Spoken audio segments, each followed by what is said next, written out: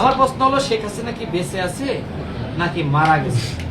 যদি বেঁচে থাকে তাহলে ডিসেম্বর মাসে সে বাংলাদেশে ফিরুক, আমরা তাকে বরণ করে নিতে প্রস্তুত আছি ফাঁসির কাস্টে ঝুলানোর জন্য।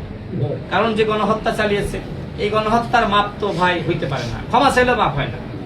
তারপরে যদি অনুতপ্তবোধের জায়গাটা থাকতো, তাই না, সেখানে সজীবদের জয়, তার কোনো অনুতপ্তবোধ আছে?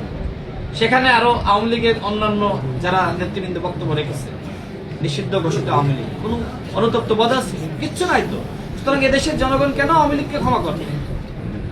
এই যে আওয়ামী লীগের আস্ফালন, আমি আমাদের অপোজিশনকে বলবো যে আওয়ামী লীগ যাতে এই আস্ফালন না করতে পারে, এই জন্য আপনাদের সহনশীল হতে হবে।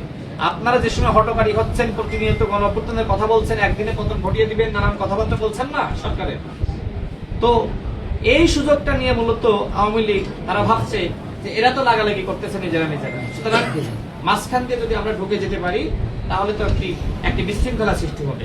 তো আমার সর্বশেষ কথা হলো যে সরকারকে নিয়ে যে ধরনের বিশৃঙ্খলা, ষড়যন্ত্র বা মিথ্যাচার করা হোক না কেন, ইনশাল্লাহ সেটা সরকারি দল আমরা জবাব দিতে